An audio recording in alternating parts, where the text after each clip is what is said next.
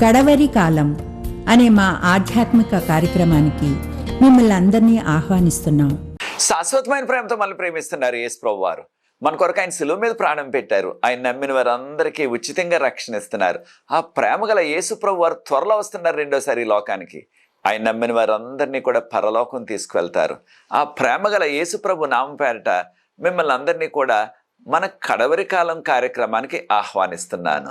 ప్రియ సోదరి సోదరులారా, మనము దానియేలు గ్రంథంలోని ప్రవచనాలని మనం ధ్యానిస్తున్నాం. ప్రాముఖ్యంగా దానియేలు గ్రంథంలో ఉన్న 7వ అధ్యాయంలో ఉన్న అనేకమైన విషయాలు మనం ధ్యానించాం. ఇప్పటికీ 9 ఎపిసోడ్లు అయిపోయాయి. ఇది 10వ ఎపిసోడ్. ఇది నాన్న దేవుడు అందరికీ తీర్పు తీర్చును. దేవుడు అందరికీ తీర్పు తీర్చును. ఆ విషయం గురించి దానియేలు గ్రంథం 7వ అధ్యాయం 9, 10, 11 వచనాలు 3 వచనాలని మనం ధ్యానం చేయబోతున్నాం ఈ దినాన్న. ప్రార్థన చేసుకుని ఈ దిన వాక్యంలో కొనసాగుదాం. ప్రార్థన. పరిశుద్ధ ప్రేమ గల మా తండ్రి, మీకు స్తుతులు స్తోత్రాలు వందనాలు చెల్లిస్తున్న మమ్మల్ని, మా కుటుంబాన్ని, మా సంఘాలని మీరు ప్రేమించి దానియేలు గ్రంథంలోని ప్రవచనాల్ని ధ్యానించడానికి, దానిలో ఉన్న ఆధ్యాత్మిక విషయాలు మేము గ్రహించి దాని ద్వారా మీకు యోగ్యమైన కుమారులుగా కుమార్తెలుగా జీవించే కృపను మాకు అనుగ్రహిస్తున్నందుకు వందనాలు చెల్లిస్తున్నాం. కార్యక్రమాన్ని వీక్షిస్తున్న ప్రతి వ్యక్తిని ఆశీర్వదించండి. ఈ పరిచర్య ముందు కొనసాగడానికి సహకరిస్తున్న వారందరినీ కూడా ప్రత్యేకంగా దీవించవలసిందని యేసు ప్రభువు వారి పరిశుద్ధమైన నామమును బట్టి ప్రార్థిస్తున్నాను తండ్రి, ఆమేన్. ప్రియ సోదరి సోదరులారా, గత ఎపిసోడ్లో మనం 9వ ఎపిసోడ్లో చిన్న కొమ్ము మనకు చాలా ప్రమాదం అనే విషయాలు మనం బైబిల్ గ్రంథం నుంచి ధ్యానించాం. చిన్న కొమ్ము ఒక రాజ్యానికి సాదృశ్యం. ఇది నాన్న ఆ చిన్న కొమ్ము రాజ్యం చేసిన ఆ అక్రమాలు, ఆ చిన్న కొమ్ము రాజ్యం దాని యొక్క పాలకులు పలికిన దేవునికి విరుద్ధమైన ఆ యొక్క పలుకులు, దేవునికి విరుద్ధంగా వారు చేసిన శాసనాలు, వాటిని బట్టి దేవుడు ఆ చిన్న కొమ్ముకు, ఆ చిన్న కొమ్ము రాజ్యానికి అనగా దాని యొక్క పాలకులకు, దానితో పాటు ఎవరైతే దేవునికి, ఆయన వాక్యానికి, ఆయన ఆజ్ఞలకు వ్యతిరేకంగా జీవించారో వారందరికీ కూడా తీర్పు తీరుస్తారు అనే విషయాన్ని మనం ధ్యానించబోతున్నాం ఇది నాన్న. దానియేలు గ్రంథం 7వ అధ్యాయం 9 నుంచి 11 వరకు ఉన్న వాక్య భాగాన్ని మీరు ప్రార్థన పూర్వకంగా చదవండి. అనేకమైన ఆధ్యాత్మిక సత్యాలు మనం నేర్చుకుంటున్నాం. దానిలో దేవుని యొక్క తీర్పు నుంచి ఎవ్వరు కూడా తప్పించుకోలేరు. ఈ లోకంలో అనేక మంది వారికి ఉన్న డబ్బును బట్టి, వారికి ఉన్న రాజకీయ అండదండలను బట్టి, వారికి ఉన్న పలుకుబడిని బట్టి ఎన్ని దారుణాలు వారు చేసినప్పటికీ వారు ఆ యొక్క న్యాయ తీర్పు నుంచి తప్పించుకుంటున్నారు. వారికి శిక్ష పడటం లేదు. వారు సమాజంలో ఏ తప్పు చేయనట్లుగానే సమాజంలో కొనసాగిపోతున్నారు.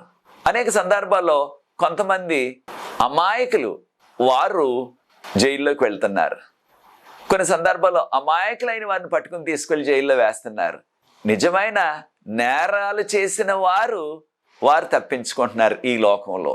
కానీ దేవుని యొక్క తీర్పు నుంచి ఎంతటి బలవంతమైనప్పటికీ ఈ లోకంలో వారు తప్పించుకోలేరు. సామాన్యులు కానీ ఘనులు కానీ ఎవ్వరూ తప్పించుకోలేరు. హెబ్రీయులకు రాసిన పత్రిక 12వ అధ్యాయం 23వ వచనం మనం గమనించినట్లయితే దేవుడు అందరికీ కూడా తీర్పు తీరుస్తారు. ప్రసంగి గ్రంథం 3వ అధ్యాయం 17వ వచనం, ప్రసంగి గ్రంథం 3వ అధ్యాయం 17వ వచనాన్ని మనం గమనించినట్లయితే దేవుడు మంచివారికి చెడ్డవారికి కూడా తీర్పు తీరుస్తారు. నీతిమంతులకి అనీతిమంతులకి కూడా తీర్పు తీరుస్తారు.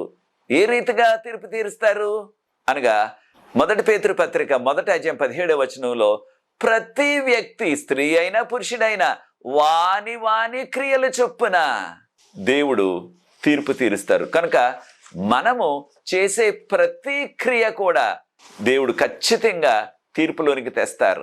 కనుక నేను రోమీయులకు రాసిన పత్రిక 14వ అధ్యాయం 12వ వచనం గమనించినట్లయితే ప్రతి వ్యక్తి కూడా ఒక దినాన్న దేవునికి లెక్క అప్పగించుకోవాలా. మన యొక్క జీవిత కాలంలో మనం చేసిన ప్రతి క్రియ, అది మంచిదే గాని చెడ్డదే గాని, ప్రతి క్రియకు మనము దేవుని సన్నిధిలో లెక్క అప్పగించుకోవాలి. దేవుడు న్యాయాధిపతి ఈ విశ్వంతటికి కూడా. ఆయన న్యాయ తీర్పు నుంచి ఎవ్వరూ తప్పించుకోలేరు. కనుకనే ఈ యొక్క చిన్న కొమ్ము రాజ్యము, దానికి మానవుల్లాగా కన్నులున్నాయి, మానవుల్లాగా దానికి ఒక నోరు ఉన్నది. ఆ యొక్క నోటితో దేవునికి విరుద్ధంగా గర్వపు మాటలు మాట్లాడినట్లుగా దానియేలు గ్రంథం 7వ అధ్యాయం 8వ వచనంలో మనం గమనించాం గత ఎపిసోడ్లో.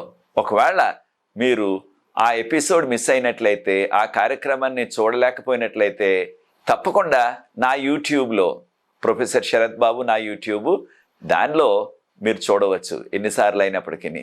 దానియేలు గ్రంథం 7వ అధ్యాయం 9వ వచనం గమనించినట్లయితే దానియేలు గారు ఈ యొక్క చిన్న కొమ్ము పలికిన ఆ యొక్క డంబపు మాటలు, గర్వపు మాటలు, దేవునికి విరుద్ధమైన మాటలు ఆశ్చర్యపోయి దర్శనంలోనే దానియేలు గారు ఆ చిన్న కొమ్ము పలికిన ఆ గర్వపు మాటలు, డంబపు మాటలు, దేవునికి విరుద్ధమైన మాటలు విన్నప్పుడు ఆయనకు ఆశ్చర్యం కలిగింది.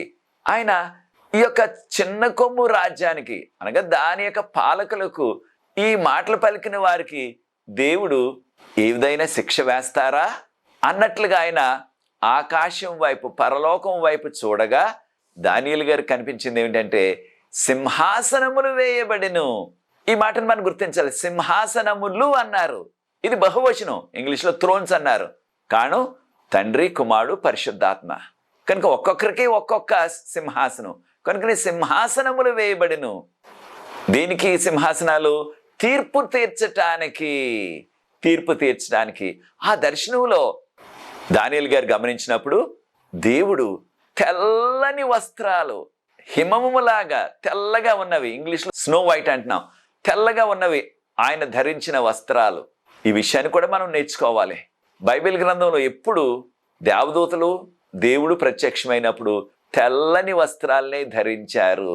పరలోకంలో కూడా ప్రకటన గ్రంథంలో అనేక మార్లు మనం గమనించాము. తెల్లని వస్త్రాలు వేసుకుని నిలబడ్డారు సింహాసనం ముందు. ప్రకటన గ్రంథం 7వ అధ్యాయం 14వ వచనంలో. కనుక పరలోకం వెళ్ళిన తర్వాత మనం అందరం కూడా ఆ యొక్క తెల్లని వస్త్రాలనే ధరిస్తాం. దేనికి తెల్లని వస్త్రాలు సాదృశ్యం? దేవుని యొక్క నీతికి సాదృశ్యం. ఈ లోకంలో కొంతమంది విశ్వాసులు తెల్లని వస్త్రాలు ధరిస్తున్నారు. ఈ లోకంలో తెల్లని వస్త్రాలు ధరించినప్పటికీ మనకి హృదయశుద్ధి లేకపోయినట్లయితే, మన హృదయంలో అనేకమైన కల్మషాలు ఉన్నట్లయితే తెల్లని వస్త్రాలు ధరించినా ఉపయోగం లేదు. దేవుడు, దేవదూతలు ఎప్పుడు కూడా తెల్లని వస్త్రాలతోనే ప్రత్యక్షమయ్యారు. ఎవరికి ప్రత్యక్షమైనప్పటికీ మానవులకి, పాత నిబంధన కానీ క్రొత్త నిబంధనలో కానీ. దానితో పాటు ఈ సింహాసనం మీద కూర్చున్న వారు ఆయన యొక్క తల వెంట్రుకలు తెల్లగా గొర్రెబొచ్చులాగా ఉన్నాయి. మనందరికీ తెలిసిన రీతిగా ఇశ్రాయేల్ దేశంలో ఉన్న గొర్రెలు సాధారణంగా అన్ని కూడా తెల్లని బొచ్చుగల గొర్రెలు. కనుక ఆయన యొక్క తల ఆ విధంగా గొర్రె బొచ్చుతో పోల్చారు. దీనిని అదునుగా తీసుకుని తర్జుమాకారులు మన భాషలో ఏమని తర్జుమా చేశారంటే ఒక మహావృద్ధుడు సింహాసనం మీద కూర్చున్నారని చెప్పబడ్డాది. అది సరి అయిన తర్జుమా కాదు. దేవుడు ఎన్ని కోట్ల సంవత్సరాలు జీవించినప్పటికీ ఆయన వృద్ధుడు అవ్వడు, ఆయన ముసలివాడు కాడు. అలాగే అదే రీతిగా దేవదూతలు కూడా కోట్ల సంవత్సరాల నుంచి జీవిస్తున్నారు. వారు కూడా పెద్ద వయసు వచ్చి ముసలితనం రాదు వారికి. అదే రీతిగా ప్రభు రెండో రాకడ తర్వాత విశ్వాసులమైన మనందరం కూడా పరలోకం వెళ్ళినప్పుడు ఆ యొక్క పరలోకంలో మనకి కూడా ఎన్ని కోట్ల సంవత్సరాలు జీవించినప్పటికీ మనకి ముసలితనం రాదు. కానీ తర్జుమాకారులు ఈయన యొక్క తల వెంట్రుకలు తెల్లగా ఉన్నవని వారు చదివినప్పుడు ఆయన మహావృద్ధుడని తర్జుమా చేశారు. మహావృద్ధుడనే తర్జుమా సరే అని తర్జుమా కాదు. మూల భాషలో చూసినట్లయితే అది దేవుని యొక్క నీతిని తెలియచేయటానికి వాడిన ఆ యొక్క మాట అన్నమాట. 96వ కీర్తన 13వ వచనం గమనించినట్లయితే దేవుడు ఈ యొక్క ప్రపంచం అంతటిని కూడా ఆయన నీతితో తీర్పు తీరుస్తారు. ఈ లోకంలో ఉన్న ఎటువంటి న్యాయాధిపతి అయినప్పటికీ వారు నీతివంతమైన పాలన, నీతివంతమైన తీర్పు అన్నిసార్లు చేయలేకపోతారు. కారణం అనేకమైన ఒత్తిళ్ళు ఉంటున్నాయి వారికి, రాజకీయ ఒత్తిళ్ళు. కనుక ఎంత నీతివంతమైన తీర్పు తీర్చాలనుకున్నప్పటికీ ఏదో పొరపాటు చేయవలసి వస్తుంది వారికి ఉన్న ఒత్తిడిని బట్టి. అయితే దేవుడు, ఆయనకి ఏ విధమైన ఒత్తిడి లేవు కనుక ఆయన ఖచ్చితంగా నీతివంతమైన తీర్పునే తీరుస్తారు. ఆయన సింహాసనం గురించి కూడా దానియేలు గారు వివరణ ఇచ్చారు దర్శనంలో చూచి. ఆయన యొక్క సింహాసనం అగ్ని జ్వాలల్లాగా ప్రకాశిస్తుంది. ఆయన ముందు అగ్ని ఒక ప్రవాహం లాగా ప్రవహిస్తుందని చెప్పబడ్డది. అది దేవుని యొక్క మహిమను దానియేలు గారు మానవ మాటల్లో అగ్ని ప్రవాహంతో పోల్చారు. అది దేవుని యొక్క మహిమ అన్నమాట. ఆ వెలుగు, ఆయన యొక్క సింహాసనం కూడా మహిమతో నిండి ఉన్నది. ఈ విషయాన్ని మనం గమనించాలా. మరొక విషయాన్ని కూడా మనం గమనించాలి ప్రియ సోదరి సోదరులారా. దానియేలు గ్రంథం 7వ అధ్యాయం 10వ వచనం గమనించినట్లయితే, వేలకు వేలు, 10,000కు 10,000 ఆయనకు పరిచారకులుండిరి అని చెప్పబడ్డది. అయితే మన యొక్క భాషలో తర్జుమా చేసినప్పుడు దానియేలు గ్రంథం 7వ అధ్యాయం 10వ వచనం కూడా బలహీనమైన తర్జుమాలాగా కనిపిస్తుంది. దీనివలన మూల భాషలో ఆ విధంగా లేదు. వేలకు వేలు ఆయనకు పరిచారకులుండిరి, కోట్లాది మంది మనుషులు ఆయన ముందు నిలుబడి ఉన్నారని చెప్పబడ్డది. కోట్లాది మంది మనుషులనే మాటే ప్రస్తావన లేదు ఇక్కడ. దానియేలు గ్రంథం 7వ అధ్యాయం 10వ వచనం మూల భాషలో చూసినట్లయితే మానవుల యొక్క ప్రస్తావన లేనే లేదు. ఇంగ్లీష్లో చూసినట్లయితే thousands and thousands and 10,000s and 10,000s అన్నారు. అనగా వేలకు వేలు, 10,000కు 10,000 అని తర్జుమా చేయాల. వీరిక్కడ వేలకు వేలు పరిచారకులుండిరి, కోట్లాది మంది మనుషులు ఆయన దగ్గర నిలబడ్డారని చెప్పబడ్డది. అది తర్జుమా వారి యొక్క ఊహ తప్ప సరైన తర్జుమా కాదు. ఈ విషయాన్ని కూడా మనం గమనించాలా. కనుక ఈ యొక్క పదాలు వేలకు వేలు, 10,000కు 10,000 అనే ఆ యొక్క మాటలు ఎప్పుడు కూడా మానవులకు వాడలేదు, దేవదూతలకే వాడారు. ఉదాహరణకు ప్రకటన గ్రంథం 5వ అధ్యాయం 11వ వచనంలో అక్కడ కూడా వేలకు వేలు, 10,000కు 10,000, thousands and thousands and 10,000s and 10,000s అన్నారు ఇంగ్లీష్లో. కనుక దీనిని మానవులకు మనం వర్తింపకూడదు. వీరు దేవదూతలు నిలబడి ఉన్నారు. ఎక్కడ? ఆ పరలోకంలో జరిగే తీర్పు. పరలోకంలో జరిగే తీర్పు. అప్పుడు తీర్పు ప్రారంభమైంది. దేని నుంచి తీర్పు తీరుస్తున్నారు? పరలోకంలో గ్రంథములు తెరవబడెను. పరలోక గ్రంథములు తెరవబడెను. దానియేలు గ్రంథం 7వ అధ్యాయం 10వ వచనంలో గ్రంథాలు తెరవబడ్డాయి.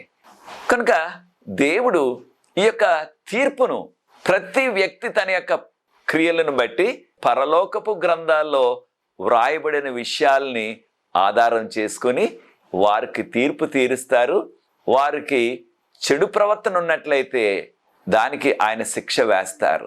కనుక దేవుని యొక్క శిక్ష నుంచి, దేవుని యొక్క తీర్పు నుంచి ఎవ్వరూ తప్పించుకోలేరు.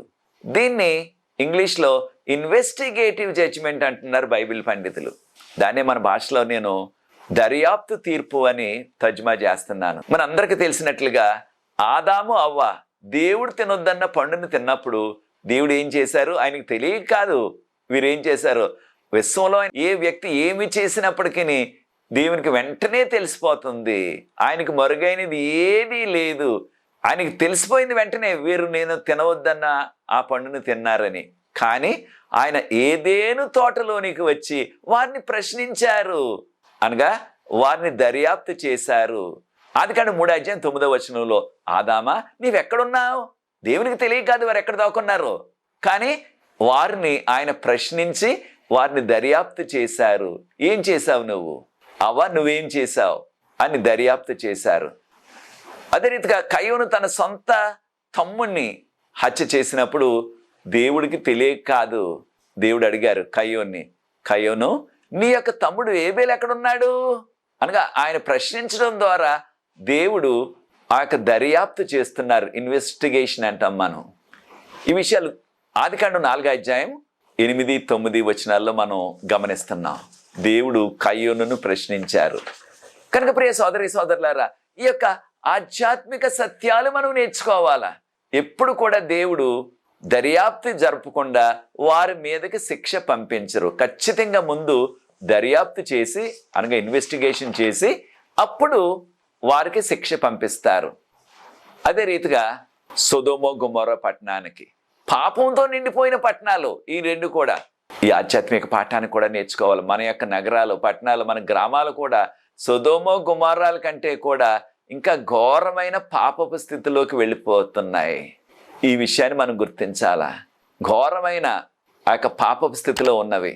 కనుక దేవుడు 2 దేవదూతలు మనుషుల రూపంలో పంపించారు ఆ దర్యాప్తు చేయటానికి, ఇన్వెస్టిగేషన్ చేయటానికి. దేవునికి తెలియక కాదు, కానీ ఆయన తీర్పు ఎంతో పారదర్శకంగా ఉంటుందన్నమాట. ట్రాన్స్పరెన్సీ అంటున్నాం ఇంగ్లీష్లో మనం. ఈ విషయాలు మనం ఆదికాండం 19వ అధ్యాయంలో చదువుతున్నాం.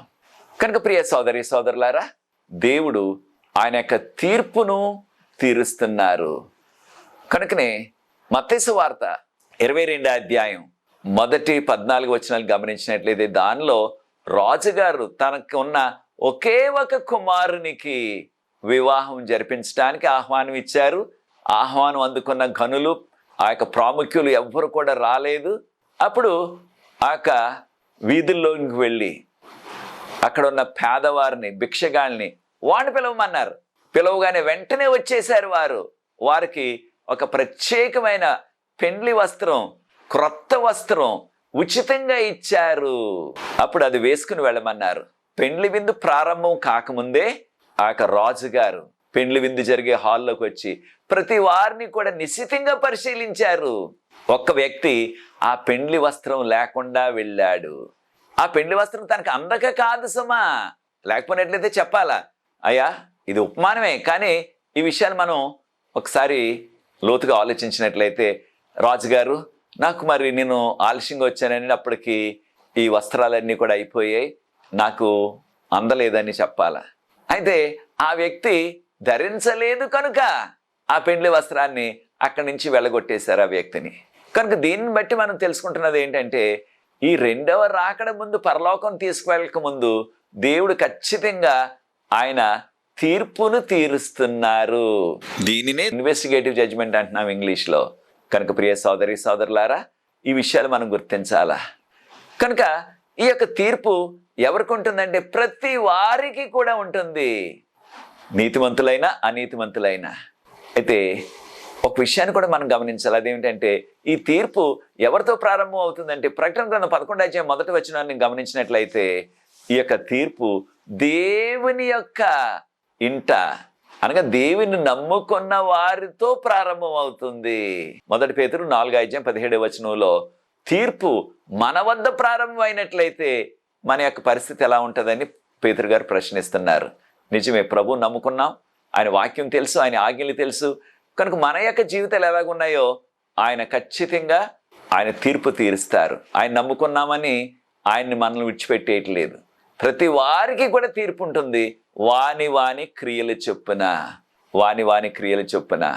కనుక ప్రియ సోదరి సోదరులారా, దానియేలు గ్రంథం 7వ అధ్యాయం యొక్క 9-10 వచనాల్లో జరపబడుతున్న ఆ యొక్క తీర్పు, వారు తీర్పు తీర్చి ఎవరికి తీర్పు తీర్చారు? దానియేలు గ్రంథం 7వ అధ్యాయం 11వ వచనంలో ఆ యొక్క డంబపు మాటలు, గర్వపు మాటలు మాట్లాడిన ఆ చిన్న కొమ్ము రాజ్యము, ఆ చిన్న కొమ్ము పాలకులకు, వారు మాట్లాడిన మాటలను బట్టి, వారు చేసిన క్రియలను బట్టి, వారు చేసిన శాసనాలను బట్టి వారికి తీర్పు తీర్చబడి శిక్ష కూడా విధించబడింది. దానియేలు గ్రంథం 7వ అధ్యాయం ఆ యొక్క చిన్న కొమ్ము రాజ్యాన్ని అంతం చేసేసి దాన్ని అగ్నిలో దహించినట్లుగా మనం గమనిస్తున్నాం, చదువుతున్నాం. కనుక ప్రియ సోదరి సోదరులారా, ఖచ్చితంగా మనము నేర్చుకుంటున్న ఆధ్యాత్మిక సత్యం, మనం చేసే ప్రతి క్రియ మన జీవితంలో ఒక రోజున దేవుడు లెక్క అడుగుతారు. దేవునికి మనం జవాబు ఇవ్వాలి. కనుకనే చూడండి, ప్రసంగి గ్రంథం 12వ అధ్యాయం 14వ వచనంలో మనం చేసిన ప్రతి క్రియ, అది మంచిదే గాని చెడ్డదే గాని, అది తీర్పులోనికి, విమర్శలోనికి వస్తుంది. కనుక ప్రియ సోదరి సోదరులారా, మనం బహిరంగంగా చేసిన పనులైనా, రహస్యంగా చేసిన పనులైనా, సాధారణంగా మానవులుగా తప్పు చేయాలంటే, పాపం చేయాలంటే రహస్యంగా చేస్తాం వాటిల్ని. ఆ రహస్యంగా చేసినవి కూడా తీర్పులోనికి వస్తాయి. ఏ మానవుడికి కంటికి కనపడని ఆ రహస్య క్రియలు కూడా, ఆ రహస్యపు మాటలు కూడా, ఆ రహస్యపు పాపపు ఆలోచనలు కూడా దేవుని సన్నిధిలో తీర్పులోనికి వస్తాయి. కనుక ప్రియ సోదరి సోదరులారా, మనం ఏ క్రియ చేసినప్పటికీ దేవుని సన్నిధిలో ఒక దినాన లెక్క అప్పగించాల. రోమీయులకు రాసిన పత్రిక 14వ అధ్యాయం 12వ వచనంలో ఆ విషయాన్ని మనం గమనించాం. కనుక మనం చేసే ఆ ప్రతిక్రియ మంచిదైనప్పటికీ చెడ్డదైనప్పటికీ ఆ పరలోకపు గ్రంథాల్లో ఇవన్నీ కూడా వ్రాయబడుతున్నాయి. ఎవరు రాస్తారు పరలోకపు గ్రంథాలని? తప్పకుండా దేవదూతలు. దేవదూతలు ఆయన యొక్క పరిచారకులు. కనుక మనం చేసే ప్రతిదీ కూడా అక్కడ దేవదూతలు ఒక వీడియోలాగా రికార్డింగ్ చేసి వాటిని అక్కడ పెడుతున్నారు. కనుక పరలోకపు గ్రంథాలు మనకు తెలిసినవి 2 గ్రంథాలు. ఒకటి జీవ గ్రంథం, ప్రకటన గ్రంథం 3:5 జీవ గ్రంథం గురించి చెప్పబడ్డది. అయితే జీవ గ్రంథంలో మన పేరు ఎప్పుడు ఎక్కుతుంది, జీవ గ్రంథంలో మన పేరు ఎప్పుడు వ్రాయబడుతుంది అంటే ప్రభువును మనం నమ్ముకొని బాప్తిసం తీసుకున్న దినాన్న మన పేరు జీవ గ్రంథంలో వ్రాయబడుతుంది. అప్పటి నుంచి మనము వాక్యపు వెలుగులో నడుస్తూ దేవుని యొక్క 10 ఆజ్ఞల వెలుగులో మనం జీవించినట్లయితే మన పేర్లు జీవ గ్రంథంలో ఉంటవి. మనం చేసిన ప్రతి తప్పును పాపాన్ని కూడా ఒప్పుకున్నట్లయితే ఆ ఒప్పుకున్న పాపాన్ని కూడా జీవ గ్రంథంలో రాస్తారు. పలానా సమయంలో ఈ వ్యక్తి పాపం చేశారు, ఈ వ్యక్తి పశ్చాత్తాపడ్డారు కనుక ఆ పాపాన్ని క్షమించారని వ్రాయబడుతుంది. కనుక ప్రియ సోదరి సోదరులారా, మరి ఒక గ్రంథం జ్ఞాపకార్థ గ్రంథం. మలాకి గ్రంథం 3:16 జ్ఞాపకార్థ గ్రంథంలో మనం చేసే ప్రతి మంచి క్రియ, మనం ఏ మంచి క్రియ చేసినప్పటికీ మన సంఘం పట్ల, దేవుని పట్ల, మన యొక్క తోటి సమాజం పట్ల, మన తోటి సమాజంలో ఉన్న వ్యక్తుల పట్ల మనం ఏ మంచి క్రియ చేసినప్పటికీ, ఉదాహరణకు ఇలాంటి మండు వేసవిలో కాస్త చల్లని మంచినీళ్ళు ఇచ్చామనుకోండి, ఎవరికైనా సరే, మనకు తెలియని వారైనా సరే ఆ మంచి క్రియ చేసినట్లయితే ఆ మంచి క్రియ కూడా జ్ఞాపకార్థ గ్రంథంలోకి లిఖించబడుతుంది.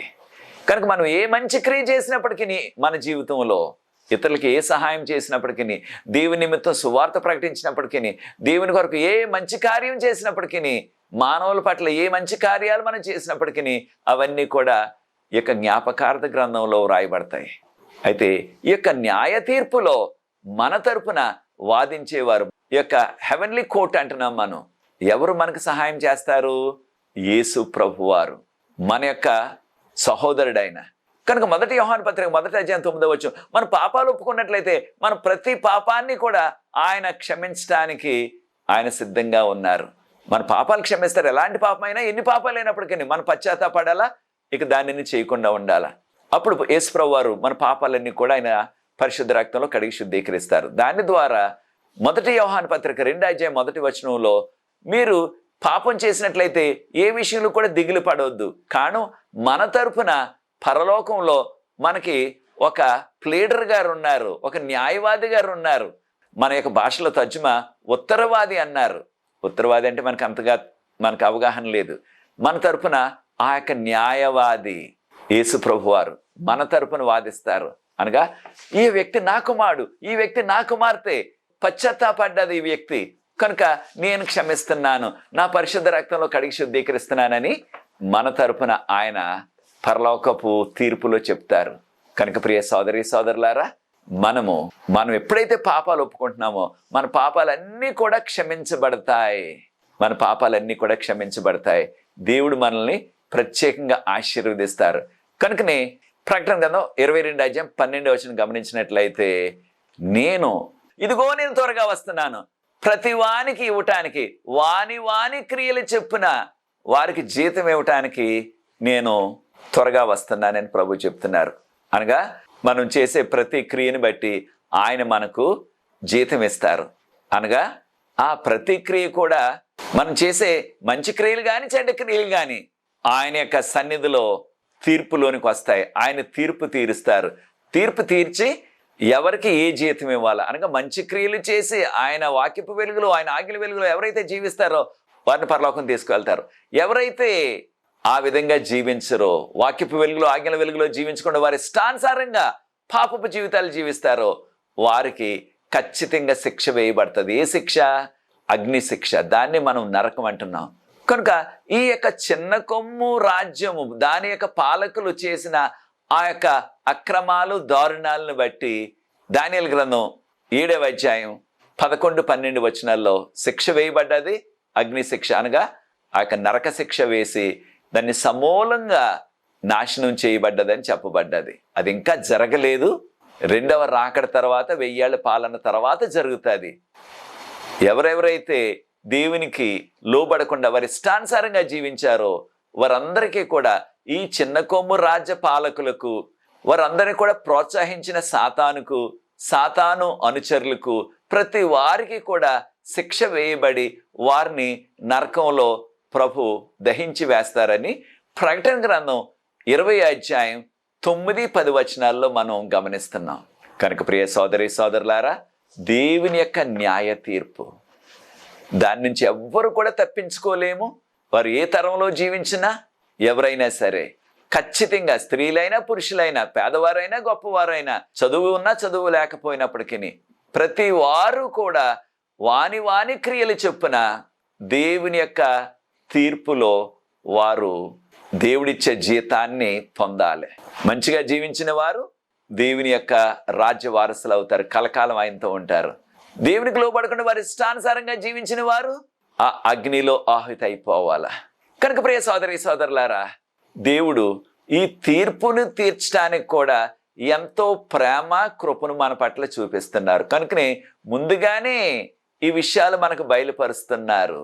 కనుక మనము దేవుని యొక్క న్యాయ తీర్పులో ఒక దినాన్ని మనందరం కూడా ఆయనకి లెక్క చెప్పాలా. కనుక మనం మన యొక్క జీవితకాలం అంతా కూడా మనం చేసే పనులు, మనం ఆలోచించే ఆలోచనలు, మనం చేసే నిర్ణయాలు ప్రతిదీ కూడా ఆయన వాక్యపు వెలుగులో ఆయనకు లోబడి చేసినట్లయితే మనకి ఏ విధమైన కీడు కలిగే తీర్పు రాదు, మనకు వ్యతిరేకమైన తీర్పు రాదు, మనకు అనుకూలమైన తీర్పు.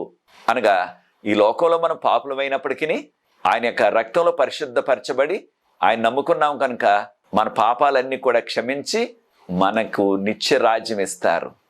ఆయన రాజ్యంలో మన యొక్క జీవితాలు ఏ విధంగా కొనసాగుతాయనే విషయాన్ని వచ్చే ఎపిసోడ్లో 11వ ఎపిసోడ్లో మనం నేర్చుకోబోతున్నాం, దానియేలు గ్రంథం 7వ అధ్యాయంలో.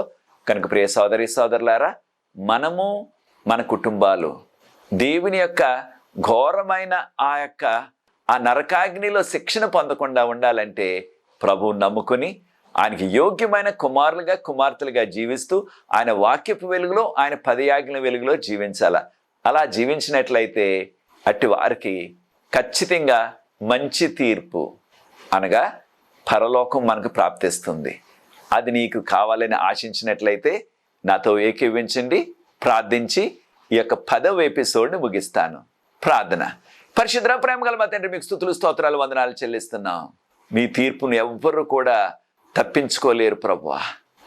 మా పట్ల మీరు ఇంత ప్రేమ చూపి మిమ్మల్ని ఎవరైతే నమ్ముతున్నారో మా పాపాలు ఒప్పుకున్నప్పుడు మమ్మల్ని క్షమిస్తూ మీకు యోగ్యమైన కుమారులుగా కుమార్తెలుగా మమ్మల్ని ఈ లోకంలో నిలబెట్టుచు మా పేర్లు పరలోకపు కోర్టులో ఉన్న తీర్పులో వచ్చినప్పుడు మా తరపున మీరు న్యాయాధిపతిగా మా తరపున వాదిస్తారని మేము నేర్చుకున్నాం తండ్రి. మీకు స్తోత్రాలు చెల్లిస్తున్నాం. వాక్యాన్ని వీక్షిస్తున్న ప్రతి వ్యక్తిని ఆశీర్వదించండి. ఈ పరిచర్య ముందు కొనసాగడానికి ఎవరైతే సహకరిస్తున్నారో వారందరూ కూడా ప్రత్యేకంగా దీవించవలసిందని యేసు ప్రభువు వారి పరిశుద్ధమైన నామమును బట్టి ప్రార్థిస్తున్నాను తండ్రి, ఆమేన్. ప్రియ సోదరి సోదరులారా, ప్రభు మిమ్మల్ని ప్రేరేపించినట్లయితే పరిచర్య ముందు కొనసాగటానికి తెర మీద వచ్చే నంబర్కి నన్ను సంప్రదించండి. ఈ యొక్క పరిచర్యలో మీరు కూడా పాలిభాగస్తులు అవ్వండి. మనకు ప్రార్థనా బృందం ఉన్నది. ప్రతి సాయంత్రం కూడా విజ్ఞాపన ప్రార్థన చేస్తున్నాం. దేవుడు అనేకమైన జవాబులు ఇస్తున్నారు. మీరు కూడా ఈ అవకాశాన్ని సద్వినియోగం చేసుకోండి. వచ్చే కార్యక్రమంలో దేవుని నమ్మిన వారు ఏ రీతిగా దీవించబడతారు, ఆయన యొక్క పాలనలో ఆ తీర్పులో ఏ విధమైన మంచి తీర్పు వరకు వస్తుందో అనే విషయాలు మనం నేర్చుకోబోతున్నాం 11వ ఎపిసోడ్లో. God bless you. ప్రభు మిమ్మల్ని ప్రత్యేకంగా దీవించుగాక.